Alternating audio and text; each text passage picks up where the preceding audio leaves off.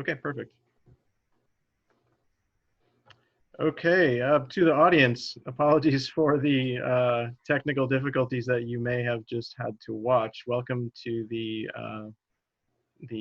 Sheriff Candidates Forum being held by the Tillamook County Democrats. We also have Laura Swanson from the Tillamook County Pioneer in the room. And I'm just going to go ahead real quick and introduce everyone. First, I'll introduce myself. My name is James Lawan. I am the chair of the Legislative Committee for the Tillamook County Democrats.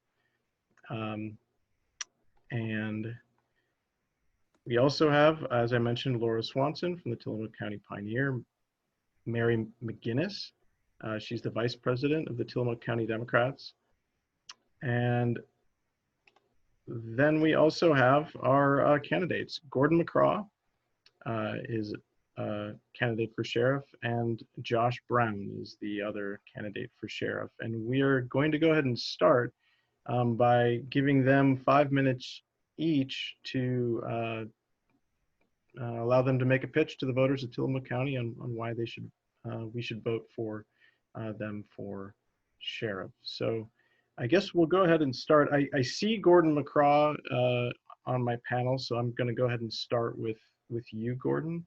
And you've got the floor for 5 minutes.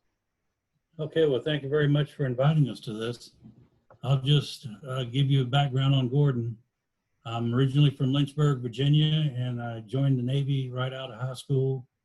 I spent 20 years in the Navy. The first 10 years, I was an air traffic controller.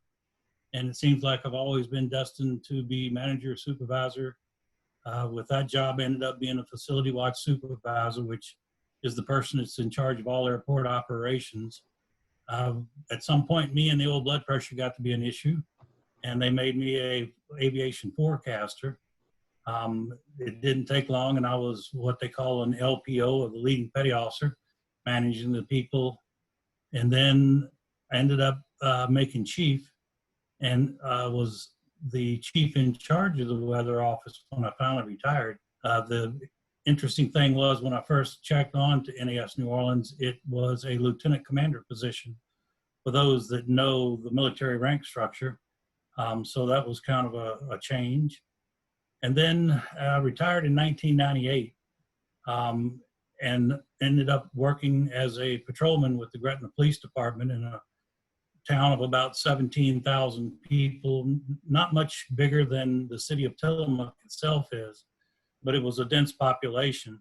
Ended up being a patrolman there, then a FTO, or field training officer, to teach the young folks when they came out of the academy. Became a crime scene technician, working crime scenes with different things. And then a little storm called Katrina came along in 2005.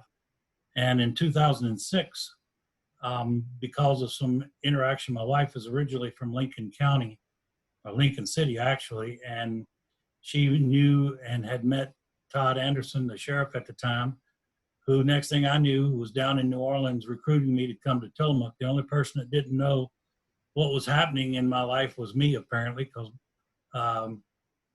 my resume had been shipped to a relative here, my wife's relative here in Tillamook, who put it in the hands of Todd Anderson, and he ended up down in New Orleans one day and recruited me to come out to Tillamook. In 2006, I came here and was on the road for about a year, and ended up being the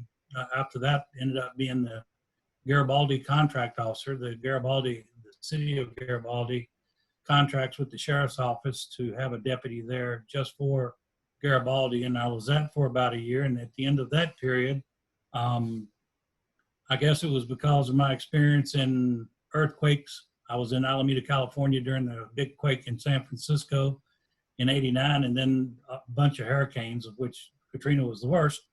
I ended up working half-time as a patrol deputy and half-time in the emergency management office. And then finally in about 2009, the emergency management director at the time retired, and I applied for the position, was appointed. And I have been introduced at lectures before. The Oregon emergency manager once introduced me as the emergency manager for his most disaster-rich county. So I've been incident commander for these.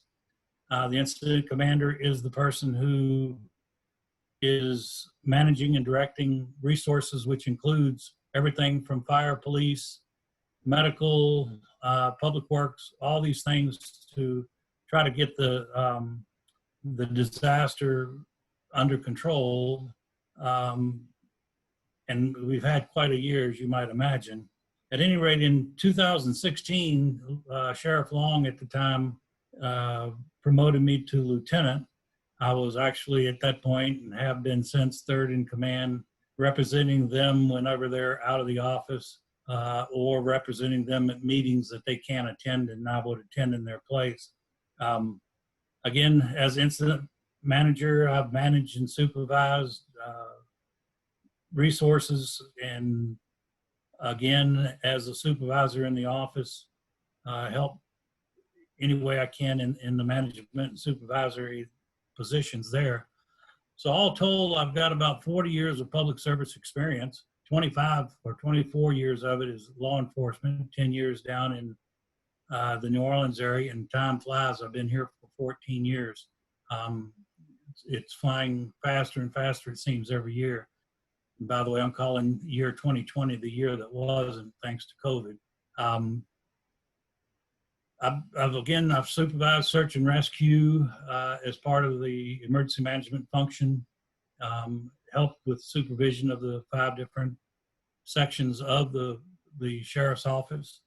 And I think that my management skills, and both in the Navy and as a law enforcement officer, has taught me the skills that I need to be the sheriff here in Tillamook County, and would be thrilled to death to represent Tillamook County as the sheriff in this coming year. Perfect. I don't know how I'm doing in time, and believe it or not, I'm a Southerner and got it done in time. Yeah, you're a little bit over, but not too bad. Thank you very much, Gordon Mccraw. Josh Brown, are you with us? Because it is time for you to take the floor for 5 minutes. All right. I hope everybody can hear me. I got it off of mute. There we go. So good evening. I want to thank Tillamook County Democrats and Tillamook County Pioneer for inviting me to this. I love being able to have opportunities to speak to everybody. You know, even though Tillamook or Tillamook County would be considered in the big scheme of things of, you know, compared to like Multnomah County, we are very spread out, so it's hard to get the word out about me. So this is wonderful that you guys have invited me to this. As he mentioned, my name's Josh Brown, and I am running for Tillamook County Sheriff. I am born and raised in Tillamook. I'm a lifelong member of this county. I married my high school sweetheart, and we actually just this month celebrated our 26th wedding anniversary. We have 4 children. We've raised them in Tillamook. They all still live in Tillamook, and we've involved them in the many great things that this county has had to offer. It's our home. I have a strong vested interest in the well-being of this county because I have my family here, parents, siblings, nieces, nephews, children, obviously. And it's like I said, a vested interest in the well-being of this county. It's my home, it's my family's home, and it's your home. I am a member of the Tillamook County Pioneer Association, which is a great organization that focuses on Tillamook County history. I'm also a member of the Tillamook County Fair Board. I've been on that, I believe, for about 4 years now. I currently serve as the vice president. For those of you that have been to our fair, it's a very popular fair, and everybody is very proud of it. So that position is very involved. I enjoy volunteering there very much. I was also youth baseball and football coach, ranging from YMCA leagues all the way up to the high school level, where I was the varsity baseball coach for 4 years. This gave me a great opportunity to work with the youth in Tillamook County. It was in a fun, positive atmosphere. I did everything I could to be a positive influence on them. I still maintain relationships with a lot of the kids that I coach. I play adult softball, or I play in the adult softball league with a lot of the players that I've coached. So that's extremely fun and satisfying. I've also volunteered for the local SAFE organization that benefits high school seniors, as well as the charity drive, which we're quite famous for as well. Tillamook County supports its law enforcement at a level that's not easily matched. by other communities. I know this. I see it every day that I work when I'm out on the road. 5, 6, 7, 10 different people every day will tell me thank you for being out here. They'll tell me, ask me to be safe. It's very encouraging, and our county is amazing in that respect. This is the greatest county to live in, to work in, and it's proven to me continually through my public interactions. So I am currently a deputy with Tillamook County Sheriff's Office. I've worked in and I have extensive experience in corrections patrol as well as contract patrol. My career there started in 2004 as a volunteer working in the jail. In 2005, I was hired full-time as a corrections deputy, and I served in that capacity for 7 years. I did attend the State of Oregon Corrections Academy. It was a 5-week-long academy. It's since been bumped to 6 weeks in order to gain that certification. This division, the corrections division to the jail, it's often forgotten because it's unseen by most. The public generally doesn't get to see it. However, it is one of the mandates that is required by a sheriff's office under Oregon law. My experience, my ongoing relationships with the current staff is a great benefit, and it will help me to oversee this operation. While I was there, I took on many tasks. This included overseeing the inmate worker program, managing that. I was also a senior field training officer where I trained almost all of the new recruits that came in while I was working there. Field training officer is also known as an FTO. So I have logged over 1,570 hours training in that position. In 2012, I transferred over to the patrol division. I worked as a Sand Lake deputy, which is a contract position. This works closely with outside agencies that fund it. I've also taken part in search and rescues.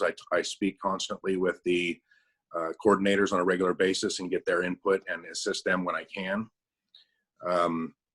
I'm also a senior FTO for this division as well, where I train new recruits coming in. I am a certified standardized field sobriety testing instructor, as well as emergency vehicle operations instructor. I work at the academy as a part-time instructor under those roles. Our civil division is also another mandate, and I consistently communicate with our civil department manager as well as serve civil papers. Each civil paper has its own set of dynamics or rules that you have to follow. And I will wrap that up because my time is up. I will say that I believe in fair and equal treatment of all people. That's one of my biggest things that I want to bring into the sheriff's office. And I will end it right there because of the time. Great. Thank you very much. Thank you. Josh Brown making a pitch to the voters of Tillamook County for why he should be elected sheriff. Okay, so now we're going to start the question and answer period of this forum. Each candidate will receive a question. They'll each have a chance to answer the same questions, and each candidate will have 3 minutes to answer as they see fit. So let's go ahead and start with Gordon Mccraw. Gordon Mccraw, in your view, what are the biggest law enforcement issues in Tillamook County, and how would you address them as sheriff? And you'll have to take yourself off mute there. I think everybody agree after this summer that manpower is a concern. We obviously have a set number of people that normally is like in the wintertime when we normally are lighter in work, we have plenty. There's 3 people on shift on a good day where you've got North, Central, and South County. There's also a couple of contract deputies, Marine and Forest.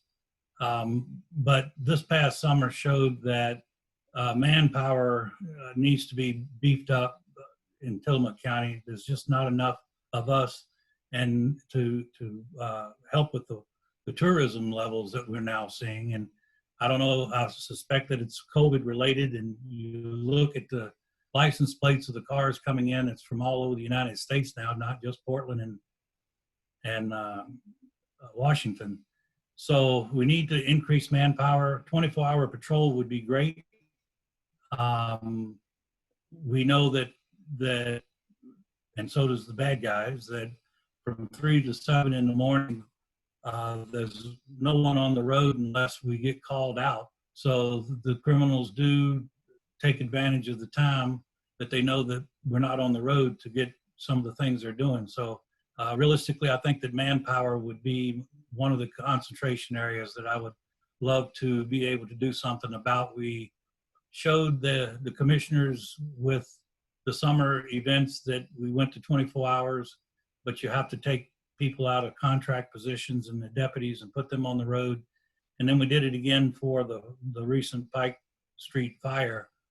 And it had lots of benefits, but again, the negative side of that, to accomplish that right now, you have to take people out of their normal job and put them into that job, plus accrue a lot of overtime to get it done. So we've already been negotiating with the commissioners to talk about increasing the manning levels. I can tell you that we've had open spots for a while, and in the past, the counties use that to help with the revenue, but right now we're getting close to being full in all positions, and that's a great spot to be in. Okay, great. Thank you very much, Gordon Mccraw. Josh Brown, I'll ask you the same question. In your view, what are the biggest law enforcement issues in Tillamook County, and how would you address them? Of course, there's normal crime that we see on a regular basis, anything from DUIs to thefts, property type crimes. There's also domestic violence type crimes, but one of the, which are always going to be big issues. But I would say specific to that question, the problems that we're seeing are probably homelessness and mental crisis situations. So when we're talking about mental crisis, I have responded to numerous situations where somebody is in mental crisis and they need assistance, or a family member is requesting assistance. And, right now we have a couple things in place. I know the mental health court has been implemented. I have not seen the results of that myself personally, but I know that the steps have been taken to implement that. One thing I have seen, and I've seen this firsthand because I've been in situations where this has benefited the person that I'm dealing with, as well as me as an officer who's maybe not as trained specifically, but we have the mobile crisis line, which is a 24-hour line. We can contact people from Tillamook Family Counseling, and we can get a response much quicker. And that has actually benefited law enforcement as well as the people that are in crisis tremendously. So that is an ongoing problem. I think it's an ongoing problem across the state, but it is hitting right here at home as well. That is, in my opinion, something that just needs to be bolstered and continued because it has benefited, and I've seen those results firsthand. The other big issue that we're running into is homelessness. People are camping alongside the road, camping in bushes, camping on private property, camping in the streets. And that's a much more difficult one to try to answer. A lot of the homeless people that we contact, that I personally have contacted, really have little desire to improve their life. And so it's difficult to force them or to get them help when they don't want the help. So it's a question of whether or not enforcement is the right way to do it, or getting into assistance from other agencies like CARE, for example. That is a tougher issue to resolve. I've had some thoughts and some ideas, but enforcement may not be right. But you also have to have people willing to accept the help, willing to accept, want to change their lives, which I have run into people in situations where they're homeless and they do want to improve their life. And of course, that makes it easy for us to be able to step in and assist. So those would be the two biggest things I'm seeing as challenges that law enforcement is dealing with right now. Great, thank you very much. That was Josh Brown. I'm going to go ahead and we'll go ahead and riff on the homelessness and mental illness issues with another question. The city of Eugene has a program called Cahoots, which focuses community resources on social, health, psychiatric services instead of police services where applicable. That program is being copied as a model for communities across the country. would a similar approach to issues now being lumped under the roof of law enforcement work in Tillamook County? And I can repeat that if necessary. It was a long question. And this is again is for Josh Brown. So I wonder if you could actually spell that for me, because that has piqued my interest. Cahoots? I haven't heard of that program. Yeah, Cahoots is CAHOOTS. Okay. I'm going to look into that, because based on the brief explanation that you gave right there, that does actually sound like something that could be very beneficial. Like I said, it's a complicated matter, and I'm not certain of what other counties or other agencies are doing. So that right there could be a good starting point to create a model that would actually be very beneficial to Tillamook County. I don't want to say that 100% that it will be, simply because I haven't looked into it and I don't know the specific details of it. But it does pique my interest very much, because there's got to be an answer out there, and the answer can't come from me specifically. I never have thought that I know everything. So utilizing programs that have been established or started in other jurisdictions would be a wonderful idea. Great, thank you very much. That was Josh Brown. Gordon Mccraw, could you, I can repeat the question for you if you like. I think I've got it. As Josh has mentioned, mental health in Tillamook County, I can say a few years ago, a lot of the law enforcement, the cities and some of the other areas,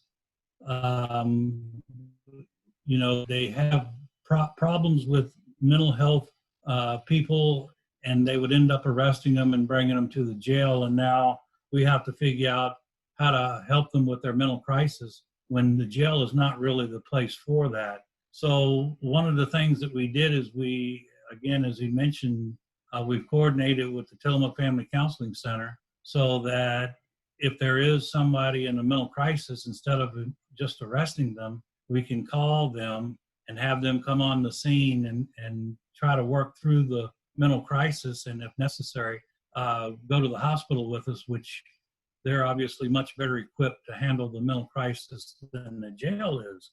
But on top of that, we also are trying to hire a mental health specialist to work in the jail itself, because we do have the occasion that they end up being arrested for what the crime is and wind up in jail. And so this person would work with the individuals to get them the necessary treatment that they might need if it's a drug issue, or some other type of counseling that could help them and hopefully prevent them from having to return to the jail. So I see that the mental health part of this, if there's another program that works better, I'm sure that the Tillamook Family Counseling Center would entertain looking at how that program works, and maybe instituting it here in Tillamook County.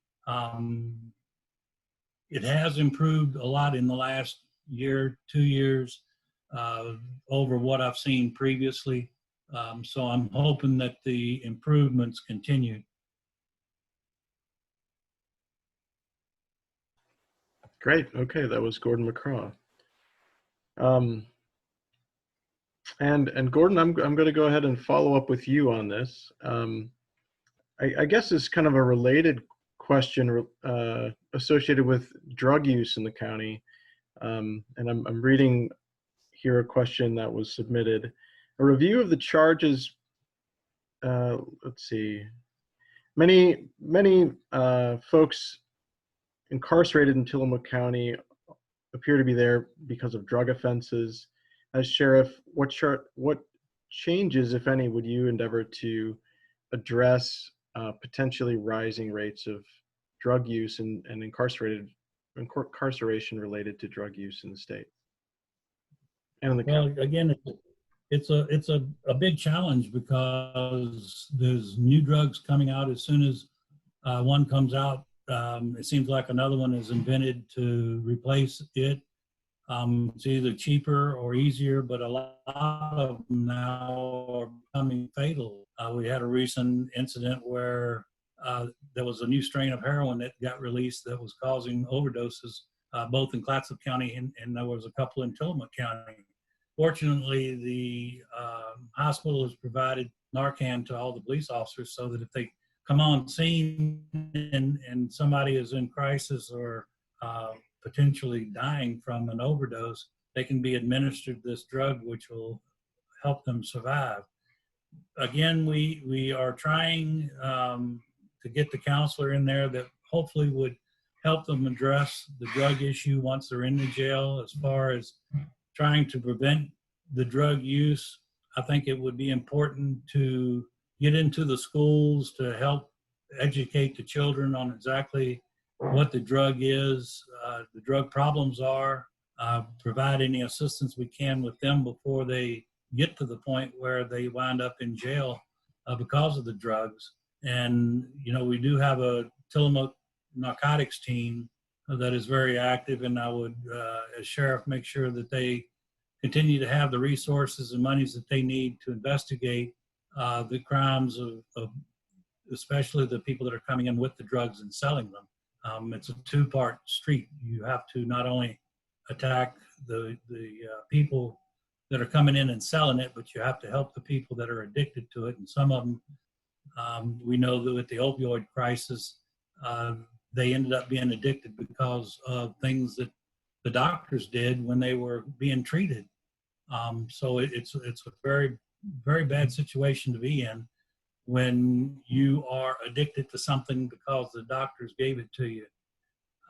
So again, I think treatment programs and prevention through early education and being able to take the drug dealers themselves off the street would be the focus. Great, thank you. That was Gordon Mccraw. Josh Brown, what would you do to address the drug issue in Tillamook County?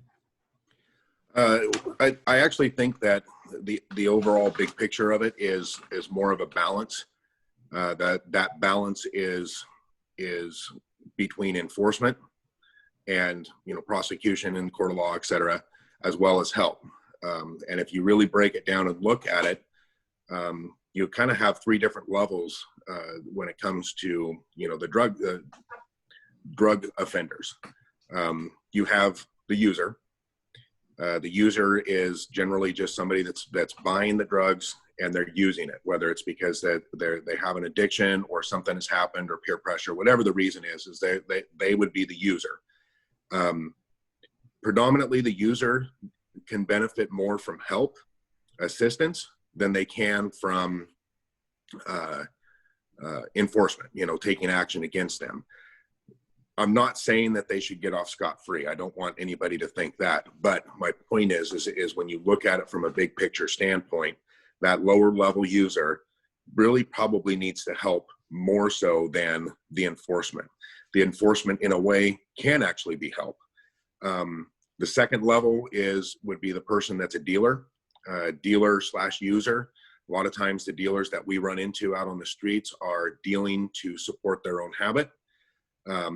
They are similar to the user in the sense that being able to provide assistance is going to be key to that. Enforcement is also part of that as well. Now, that's probably a little bit more of a 50-50 situation where enforcement may need to be taken because they've taken it a step further in the fact that they're dealing. And then again, both of these levels, you know, that help that I'm talking about is something that they have to be willing to accept. You know, and most of them at those levels tend to actually be pretty willing to accept that assistance. And the top level, where I think that you would lay heavy on enforcement more so than help, are the suppliers. The majority of the drugs that are in Tillamook County come from out of town. I don't believe that a lot of it is actually sourced or manufactured here. That would be the source. They're the supplier. And if you cut that source off, you know, in the large mass quantities that are coming in, to be distributed by the dealers, that right there is going to help with that narcotics problem tremendously, just right out of the gate. And then the question is how do you do that? Well, of course, you do that through intel, confidential informants, our TNT detective team working on that. One benefit that we used to have years ago that we haven't had for quite some time is our TAC team, or the equivalent would be a SWAT team. And I've since the beginning talked about how I wanted to have that come back. Man, my time's up. Great. Thank you very much, Josh Brown, for sticking to the time limit. Great. Okay, we're going to shift gears a little bit here to emergency management. And I'm going to try to combine two questions that we've got here. What is the state of emergency management in Tillamook County, and how would you attempt to improve our status as sheriff? And that's the first question. And what might we expect in terms of the changing climate that could change our, I guess, horizon for emergency preparedness in the county? Well, you managed to pick something. I'm not on mute, am I? No, okay. I'm going to assume that was for me first. Emergency management is doing really good. When I first got here in 2007, they had just changed things around. Previous to that, the law enforcement worked from the sheriff's office, and the fire departments worked from their district headquarters, and PUD worked from PUD. An example, in the Pike Street fire recently, we have all the major players right there in 911 and what we call the incident command. The fire department is dispatching fire resources. The medical folks are there dispatching their resources. The city of Tillamook was there helping us with blocking roads and things. The sheriff's office was blocking roads and contacting people to get them out of homes. PUD was there, which was a great thing. They hadn't been there in the past, but I called and asked them to send a rep over, and they did, thankfully. So we were able to shut down lines when requested, and we, of course, as dispatchers learned of down lines in other parts of the county, they could get right on it, which means people are without power for shorter periods of time. So the fact that we got the incident command team going and how it is structured now is just tremendous. It works very similar to what Oregon Emergency Management does in what's called emergency support functions. We have people there that handle each area, like Public Works is handling Public Works, fires handling fire, etc. So I think that program obviously needs to continue. As far as the change in climate goes, I've had that question before, and we are working with community development. The trick there is you're going to have to change permitting processes, and whenever you talk about that, it becomes a real big issue. They're changing the tsunami line so that it better matches the new maps, but in doing so, you now make areas not usable for homes and businesses or critical infrastructure. I had a lady call me one time that was interested in what we were doing to prevent a house that is in the inundation zone to be there. And I pointed out to her that the problem you have is the house has probably belonged to somebody in a family for years and years and years. And you're going to tell them that they got to move out of the house and knock it down for something that may happen in 50 years. That's going to be hard to sell to the community, all told. So the changing climate issue, I think realistically, people are going to have to see that effect before you can actually get some movement. And because, of course, the community will have to vote on it. And the vote wouldn't, I don't think, be there at this time. Okay, great. That was Gordon Mccraw. Josh Brown, I'll go ahead and repeat the question. What is the state of emergency management in Tillamook County, and how, if elected, will you attempt to improve our status, and how does climate change, or how might climate change fit into future future disasters in the county? You know, I work night shift. Gordon works during the day, so we don't communicate a lot. So there's a lot of stuff that is unknown to me in the realm of emergency management. So that is something that will need to be learned. I can reference the recent Pike fire because I was on duty when that happened. And given that I'm running for this position, I've had a lot of people talk to me and communicate with me about different things and how that went down. And my overall opinion would be communication. Communication would be key. I guess I'll back up and say that the state of emergency management in Tillamook County overall is not bad. Of course, anything could probably improve. I don't want to say that anything is terribly lacking, but the citizen, I had a few citizens that live in Bay City talk to me. One concern that they had was the reverse 911 system. There was some hiccups with that. I wasn't personally involved in that because I was, where my home was, all that stuff is not something where I was receiving reverse 911s. So that's something I'd want to look into to be sure of that.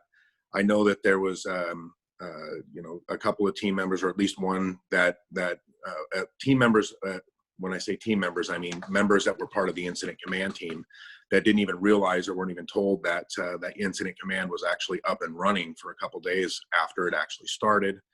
Being a fair board member, the fairgrounds was obviously the relief point. There may have been a little bit better communication on that part, like just keeping in contact and going through the motions there.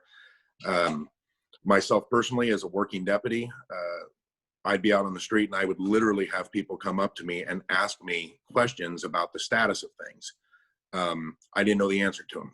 So there wasn't a lot of communication that went forward to us that we could pass along to concerned citizens, whether they were in the area or not in the area, as far as where evacuation levels were, things of that nature. So like I said, overall, I think that it's actually pretty good. Definitely room for improvement. And I think that improvement would come in the form of communication, really being open with everybody involved, making sure that systems are in place to keep people involved, including deputies, members of the public, incident command members, etc. Great, that was Josh Brown. And Josh, I'm going to go ahead and ask you another question here. Okay. And it's related to reverse 911. Actually, you're prompting me perfectly. So, do you think are we equipped as a county to effectively evacuate non-English speakers during an emergency? And if you could just speak to the reverse 911. I don't even know if we have a reverse 911. We do have a reverse 911, and the reverse 911 generally goes through dispatch. I would imagine that emergency management, and maybe Gordon can actually clarify that a little bit better, probably has some level of involvement in it. Like I said, the emergency management division is actually fairly unknown to me. I don't get an opportunity to communicate with Gordon, to really get a full understanding of what is involved with that. I do know that we have a reverse 911 system. Exactly how precise it's able to go as far as notifying very specific areas in very specific crisis situations. I believe they have that ability. I know that non-English speaking residents of Tillamook County, we have many resources for that. At worst case scenario, we have, language lines that we can use. We have staff members that are, fluent in different languages. I have no reason to believe that our reverse 911 system would not be able to communicate with non-English speaking residents of Tillamook County. I would be very surprised if that was not the case. Great. Okay. Thank you. That was Josh Brown. Gordon Mccraw, if you could. Okay. Let's see. I'm off mute. So yeah, first of all, go back to the Pike fire. Josh was working that night, and I wanted to thank him and all the other officers that did an absolutely tremendous job that night. I don't know how many people are aware we torched about 301 acres. There were a couple of hundred people fighting the fire. All the people that were in the evacuation area had an officer knock on their door in the middle of the night to tell them to get out. It was a great teamwork, great team effort, and everybody deserves a pat on the back for that. All we lost was a garage at the top of a mountain or a hill. So over to the alert notification system. I'm gonna keep everybody out of trouble. Reverse 911 is a trademark for a particular kind of alert notification system. We made the mistake of putting reverse 911 on something one time, and the company immediately called us and said, unless you want to get sued, quit using that term. So we very carefully are saying alert notification system. The way it works in Tillamook County, the Tillamook 911 is their own district. They have the alert notification system, so they maintain it and control it. For example, the night of the fire, when we would change a level of evacuation, we would draw a box, and in that box would be everybody that needed to be notified about the level change. They have a disc that comes in. It used to be every month, but I think they've downgraded that to quarterly now. That will load all the landlines in it, but it also has an option where you can call in, or not call in, but log on through the internet and plug in your cell phone and attach it to your home residence, so that the phone or the alert notification system thinks that that is your house phone. There is a selection in there that you can select, and it will translate for you into Spanish. So that's something that is available on the alert notification system there at 911. Great. Alert notification system. Perfect. I learned something tonight for sure. All right, let's go ahead and move on. This is an interesting one, and we'll go ahead and start again with you, Gordon. As sheriff, will you enforce potential future gun control laws duly passed by the Oregon legislature? What is your understanding of the sheriff's duty to enforce such laws? I've been obviously asked that a couple of times. The Second Amendment is a right provided by the Constitution, and the sheriff is charged with upholding the Constitution. My concern, of course, is if they were ever able to do away with the Second Amendment, then what other amendment are they going to go after? I really don't think that they would have the ability, because I think the public would demand a vote on it, and the vote itself would fail. What I've seen in the past, like in Louisiana, they tried gun buybacks, but when they did that, the people that brought the guns looked like they'd been in water for the last 6 years. So they got money for useless weapons. So the program gave out a lot of money for weapons that they got off the street, which wouldn't have been operational anyway. What they will try to do is limit capacity, change, for example, the type of suppression on it. I mean, they've tried several different things, and I don't think too many of them have been successful. And I really doubt that they would try to do away with the Second Amendment, because again, if you think about it, if they do away with the Second Amendment, which one are they going to go after next? Your ability to speak. So I just can't see them doing it. And if they did, it reminds me of when COVID came along and they started talking about masks. We can't be the mask police. Are we going to go around and knock on every door and ask if people have guns and then collect them? I just don't see that happening. But again, my concern would be that if you're going to do away with one amendment, if you're going to take one of our rights away, what's going to stop them from taking another one away? Okay, great. That was Gordon Mccraw. And I'll go ahead and turn the question over to Josh Brown. As sheriff, will you enforce potential future gun control laws duly passed by the Oregon legislature? And what is your understanding of the sheriff's duty to enforce such laws? Well, I mean, first off, I would question how the Oregon legislator would actually duly pass any law legally to actually have guns taken away. Both the Oregon Constitution and the United States Constitution guarantee our rights, or guarantee to have our gun ownership rights not infringed upon. So, I wouldn't fully understand how they could legally or duly do that.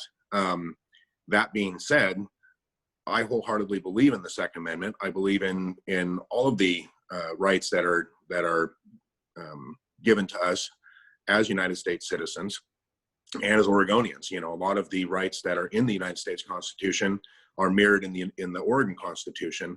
One of them, is gun rights. So without seeing exactly what it is that they're trying to quote, to where I could get an understanding of it, like I said, I'm not certain how they would actually legally be able to do that. I would not take guns away. I don't believe that it's the right of a sheriff to violate constitutionally protected rights of American citizens and Oregonians, for that matter. Okay, great. That was Josh Brown.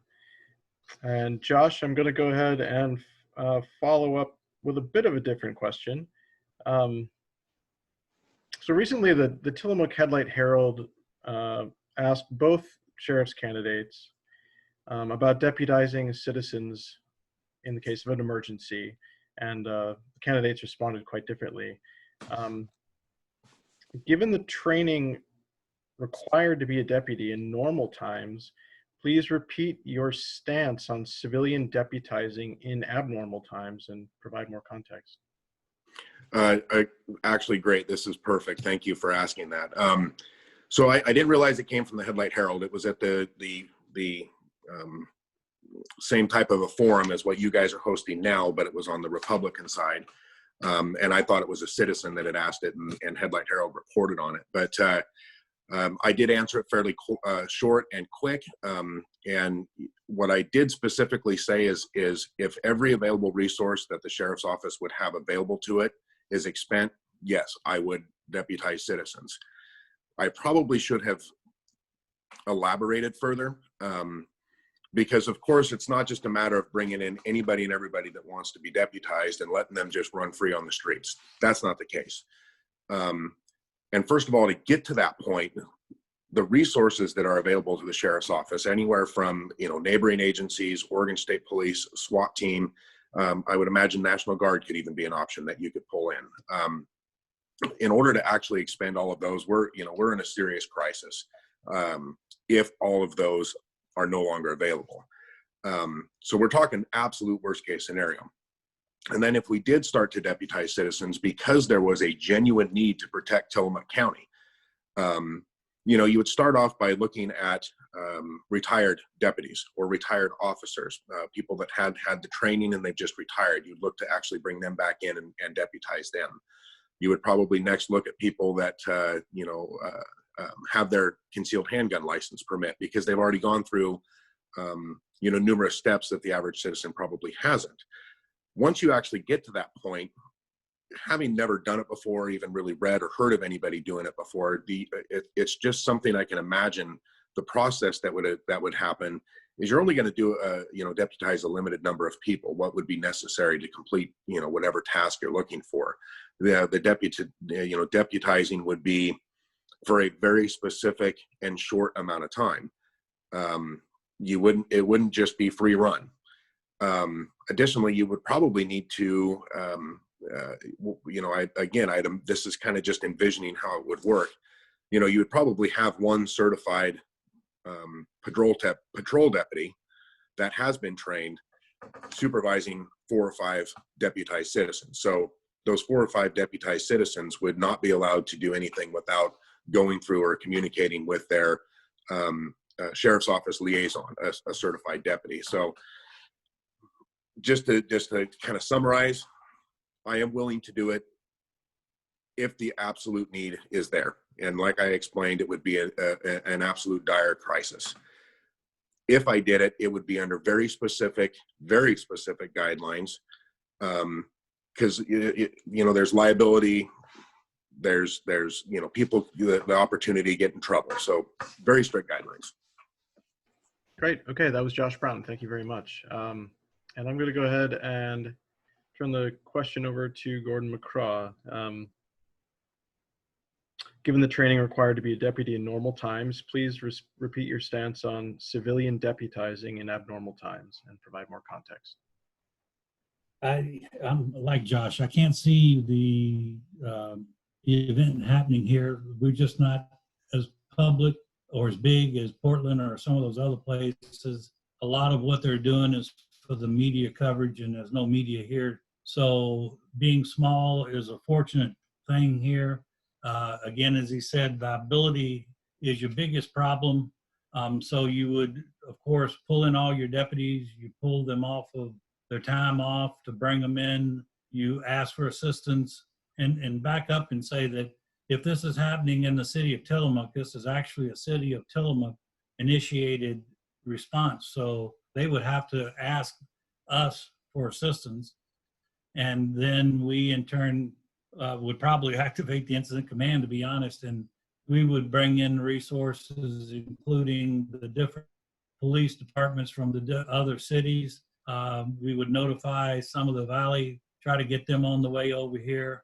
And just depending on the size of it, again, as Josh mentioned, you pull in your retired people because they would hold a less liability for you than the ordinary citizen who hasn't had any official police training. And then, yes, you can ask for guard assistance if it reached that level. And, again, having experience down in Katrina, Josh was right on when he says you have a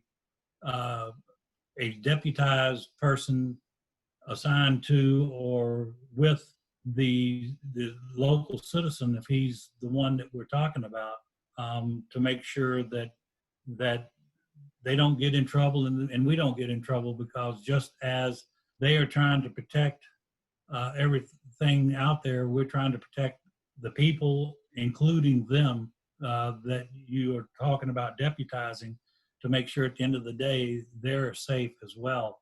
So there's a process, just like in emergency management, where you go up the scale and you continue to order more resources to handle whatever the dilemma is. But again, I'm very thankful to live in Tillamook County, where stuff like that isn't a major concern. Okay, great. Thank you, Gordon. All right, this is going to be a little bit more of an essay question, so here goes. This is also for you, Gordon. Incarceration rates in the U.S. are higher than in any other country for which data are available, and the incarceration rate in Oregon is only slightly lower than the national average. Why does the U.S. have incarceration rates that average 5 to 10 times higher than other industrialized nations? And what insights would you have as sheriff to help address this issue? Well, that's a study question indeed for a college somewhere. Why is it that the United States has a higher incarceration rate? May be related to the amount of population that we have.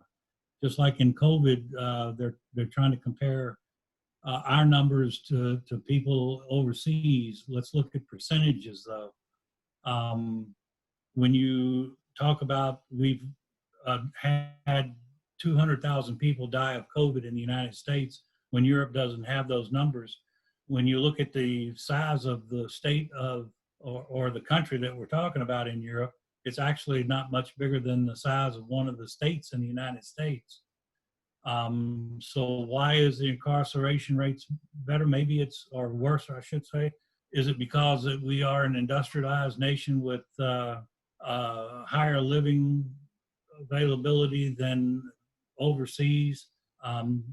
Therefore, you have the ability to have money that is buying the drugs that's causing your addiction, that turns around, and in order to support your addiction, now you're having to go out and rob the family and then the businesses.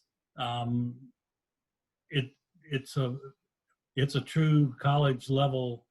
Let's look at it and see what's causing it. It's just a hard thing to answer that one because, you know, like I said, there's a whole lot of things that contribute to it. Outside influences that may be the cause. Which one is it? I really don't know. Okay, thank you, Gordon Mccraw. So Josh Brown, I'm going to go ahead and repeat the question. Okay. Incarceration rates in the U.S. are higher than in any other country for which data are available, and the incarceration rate in Oregon is only slightly lower than the national average. Why does the U.S. have incarceration rates that average 5 to 10 times higher than other industrialized nations? And what kind of insights would you have as sheriff to help address this issue? Well, I would agree with what you said in the beginning. This is definitely an essay question. You know, something that would take a very long time to probably delve into. Also, kind of, you know, I'm thinking on my feet here, not having done any research or you know, looking into anything to be able to kind of back up what I'm saying. I'll just do the best I can, kind of shooting from the hip.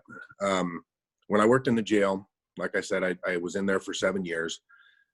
We saw a lot of repeat offenders. And what I mean is we saw the same people over and over and over. They just kept coming in, kind of that revolving door. Now, when they did come in, it didn't seem to bother them. I don't want to say that they necessarily enjoyed it, but it wasn't that big of a deal to them. Maybe it meant that they got a break from everyday life. Maybe it was an opportunity, if it was narcotics related, they got an opportunity to get clean for a few days. Maybe they didn't have to worry about working and they got food. They say, you know, some of their acquaintances or friends that they knew may be in there. So, you know, which would in turn fall back to maybe it's a society thing. Maybe it's you know, how people are raised and how people, you know, view going to jail. You know, I, for one, growing up, never wanted to go to jail. Some people, as they grow up, if they get into the system doesn't scare them. So, you know, I don't know if jails are too comfortable or prisons are too comfortable these days. I don't know if it's a society thing, a way a particular person is raised, the upbringing they had, the friends that they hung out with, that type of a situation. It could be, as Gordon said, a population issue. We just have a lot of people. But like I said, using my experience and what I've seen and just kind of shooting from the hip, you know, people seem to be too comfortable or okay with spending time in jail. It doesn't bother them too much. So if there's a way to change that, maybe there's a way to bring down those incarceration rates. You know, again, shooting from the hip and just kind of using my experience, that's probably about the best I can come up with. Great, and thank you for shooting from the hip. We get the pun as sheriff there. Okay, so let's go ahead and shift gears yet again. And Josh, you did mention before your dedication to treating people fairly, and this question gets at that. Many people of color do not perceive the police as being willing to protect them. They're afraid to call on them for help. In Tillamook County, this perception may be unwarranted, but it is nevertheless a reality. Are there things you would do to reach out to people of color in this community? As far as like specifically reaching out, well, again, I mean, I'm a working patrolman, so I get to see people of color or people of different, you know, backgrounds, you know, on a fairly regular basis. It doesn't seem odd to me to communicate with anybody and everybody on the same exact level. So reaching out, I you know, absolutely would be comfortable reaching out and talking to people. You know, and you mentioned in the question, you talked about that the perception of that may be unwarranted in Tillamook County. But what I've learned, especially going through this, is that sometimes perception is reality. It actually kind of hurts me a little bit that people would actually feel that way, that they wouldn't trust us or that they wouldn't feel comfortable calling us. And maybe Tillamook County is unique in the fact that I don't see that happening here. I think that we have a great relationship with all of the citizens, no matter what color or background that they come from. I, for one, have never had an incident where anybody seems to be reluctant, to communicate with me, again, no matter what. I haven't seen any other deputies have any issues. I'm certain that maybe that it has happened and it's there. I don't want to pretend that it doesn't. But Tillamook County is good about that. And overall, absolutely, I would be willing to reach out and find ways to make it to where it is comfortable, especially if that is something that is happening here in Tillamook and maybe I haven't seen it firsthand, because that's not right. I mean, the people should be able to feel comfortable that when they need help, they need to be able to call and help in any shape or form, so that's bad. It kind of hurts hearing that there are people that feel that way, and I am aware of it. But in Tillamook County, I think it's unique that we don't have that issue, and hopefully it's not happening. And if it is, I absolutely would reach out, because we want everybody to be, comfortable, happy, trusting of the law enforcement, emergency personnel, fire, medical, whatever, for sure. Okay, thank you, Josh Brown. Gordon Mccraw, if you could answer that question. Sure. I talk to people. I think everybody that knows me knows that I'm not shy about talking, and usually I'm told your time is up long before I'm ready to quit. So, I've always maintained respect for all people. With law enforcement especially, I think that just like the courts, we have to be blind. And by that I mean the same justice has to be applied regardless of race, color, orientation, whatever it is. So if there, again, as Josh said, I haven't seen any or heard of any issues regarding race in Tillamook County, but I can tell you as sheriff, I'll make sure that the people are trained, know the policies and procedures, and do everything I can to eliminate the possibility of having someone say or do something that would aggravate a situation in the county. Again, I'm a people person, and it doesn't matter to me who you are, what you are, where you are. I talk to you as a person. Okay, great. Thank you, Gordon Mccraw. And this may be the last question I ask that we have time for. And I'm going to go ahead and combine two questions here. Do you support providing reports on police use of force to the National FBI database? And it's noted here that currently only 50% of law enforcement agencies in the country report. And also, does the Tillamook County Sheriff's Department track race and ethnicity in police reports of all stops and arrests? And if not, is this a practice you would support initiating? And that is a question for you, Gordon. Times are changing, and the way we do things are changing. I know that when I was in New Orleans, it was just starting that the FBI was starting to track all this stuff. I know the Oregon State Police are tracking it, and I know that we've had to start tracking it for the reports that do go out to the FBI.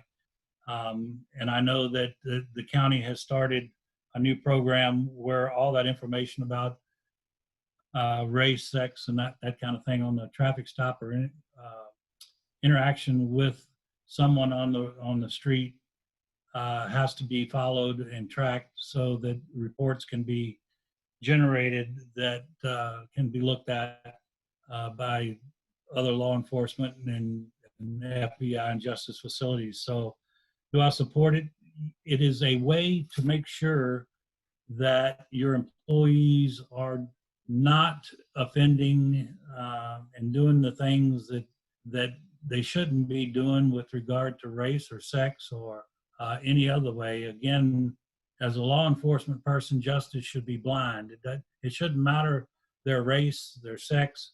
I'll pass on a story that when I was on the road here, not that long ago, I was talking to an individual, and it was a possible arrest might have to be made, and the individual said, "You're just arresting me because my name is such and such." And I had to tell him, "Look, I'm not from Tillamook County originally, so your name doesn't mean anything to me. Anything on your slate, you put on there yourself. It's not something that I came in the door, and now that because of your name, I'm going to treat you differently." So there's not just race relations. There's people that see that their name or their family history or some other guide there, they feel like they're being discriminated against because of that. And we just have to, as supervisors, managers, and leaders in law enforcement, have to make sure that our people understand that that's not something that we can do.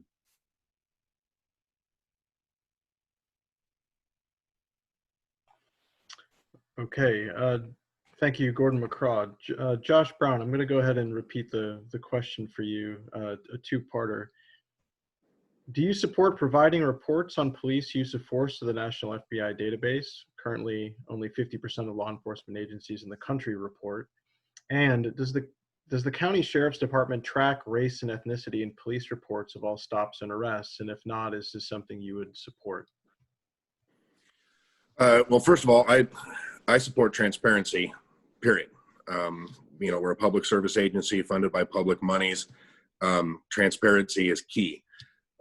Everything you just asked is a form of transparency, so I absolutely support it. The specifics on what is deemed a use of force report, there'd be some questions about that, because technically you put somebody in handcuffs, that would be considered use of force, but that happens so often it wouldn't necessarily rise to the level of needing a specific report. That is, obviously the difference would be between that and, say, having to tase somebody, or, if you have to tackle somebody or something like that, that's a different level of use of force. So what level of use of force they're doing, it would just be something I would be curious about, that they're actually reporting on a regular basis, but I absolutely am in support of that. And you spoke of, Tillamook County with the, reports and traffic stops and things like that. Gordon kind of touched on it, but it's not actually a program initiated by Tillamook County. It's a program initiated by the state of Oregon. They did it in phases as far as certain agencies by size as a requirement to participate in it, and it's actually called the STOP program. You'll have to forgive me, I don't remember what it's an acronym. Each letter stands for something. I don't remember specifically, but this STOP program is a mandate by the state of Oregon that all law enforcement agencies in Oregon have to participate in.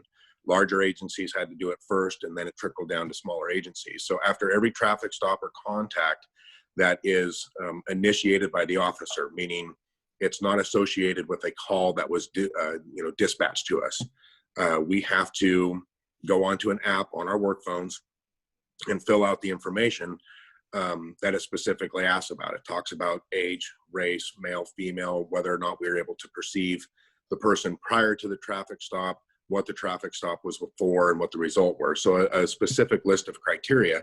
All that information gets tracked and sent off to the state of Oregon to be tallied, to look and see, and obviously be a level of accountability, but a level of transparency as well. So all of that I'm in support of.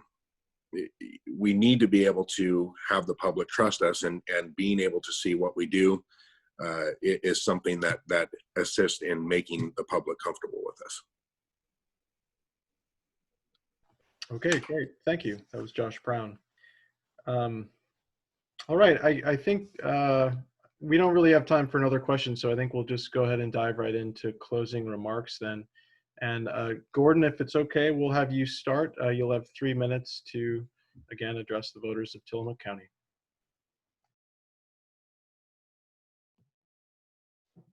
Always that mute thing. So again, I just want to thank you guys for having an opportunity, giving us the opportunity to come in and express ourselves. Again, I've got 14 years of experience here in Tillamook County already. My, how time flies. I'm administrative lieutenant Also filling in on the road, helping in the jail during manpower shortages. So I'm also supervising the 5 departments when the big guys are not around. I've got a total of about 24 years of law enforcement experience under my belt, 40 years of public service if you include my military experience, and that in itself is a very large plus with management skills and other things, supervisory skills, because they teach you that early on in the military. I've been the incident commander for I don't know how many disasters now in Tillamook County, managing resources, getting resources from county, city, state, and federal government. I've built the relationships with all those agencies and parties. That's very important. That's the one thing that I've learned about Tillamook County is the relationship is what you need to get something accomplished. And like Josh, I've never seen any place that is as unique as Tillamook County with regard to how people like to help other people. I tell people all the time I'm the most blessed emergency manager in the entire world because we can get so much done here so much easier than the big cities do. Again, we've got extensive experience preparing and managing budgets and grants. That's part of what we do in emergency management. I have an annual grant, and then as the State Homeland Security grant, it's brought a lot of good things to Tillamook County, including the most recent tower that 911 put in was obtained through State Homeland Security money, and we help with other grants in the sheriff's office too. That's how we get some of the stuff that we have, and we have numerous officers that are funded through that. Half of my salary is paid by a grant. So I've got the experience, I've got the time, got the knowledge and the training. I am, in fact, on lots of boards and committees already, the 911 board. I'm on the Marie Mills board, lots of other boards, emergency planning committee. So there's a lot of places that I'm at in the county and have all the relationships to help get things done that we need done here in Tillamook County. And thanks again. Great. Thank you very much, Gordon Mccraw. Josh Brown, the floor is yours for 3 minutes. There's Oregon mandates three things out of sheriff's departments: a jail, civil department, and search and rescue. Some of the other functions that the sheriff's office does, patrol, emergency management is overseen. Those aren't actually mandates by state law. I will admit I don't have a lot of experience in emergency management, and I realize that some of the questions today actually revolved around that. But as I said, it's not necessarily a mandate. It's just kind of under the umbrella of the sheriff's office. I do have experience within the jail. I do have experience with the civil department because on a daily basis, I'm serving civil papers, communicating with the civil department manager. I do have experience actually taking part in search and rescues themselves, assisting with missing persons that, if we're able to find them before we have to actually convert it to a search and rescue. So I've responded to numerous search and rescues and actually taken part in those, even though I'm not officially part of the search and rescue team. With all that experience in the years that I've had here, I saw a need. From when I first put out my candidacy for sheriff. I originally was running against the current sheriff. That has changed. That has not changed my dynamic or my desire or my passion for what the sheriff's office and the community needs. I'm a local boy. I have the community and the sheriff's office best interest absolutely in heart. Change is coming, whether some people want to see that or not. Change is coming quickly, probably faster than other people would like to see. We're seeing it in other places, and it's a fact that will happen. That being said, I've got fresh ideas. I've got free thinking, the ability to free think and really bring the sheriff's office into the leading edge of these changes that are actually inevitable, and really focus on being able to still serve the community with the absolute highest, level of skill and trained personnel. I have things to learn in order to be the sheriff. I'm sure that Mr. Mccraw has things to learn as well. That being said, I'm ready to take on that task. I'm ready to serve this community. I've got the passion for it and the desire to do this. And thank you very much for inviting me to this. I think I said it at the beginning, but this actually means a lot to be able to speak to, the Democrats of Tillamook County, as well as anybody else, viewers of Tillamook County Pioneer. Great. Well, thank you very much, Josh Brown and Gordon Mccraw, for being willing to speak with us tonight and speak to the voters of Tillamook County. This has been a really productive conversation, and really, really appreciative to you. Thanks also to Laura Swanson from the Tillamook County Pioneer, Mary McGinnis, Vice President of the Tillamook County Democrats, for keeping time.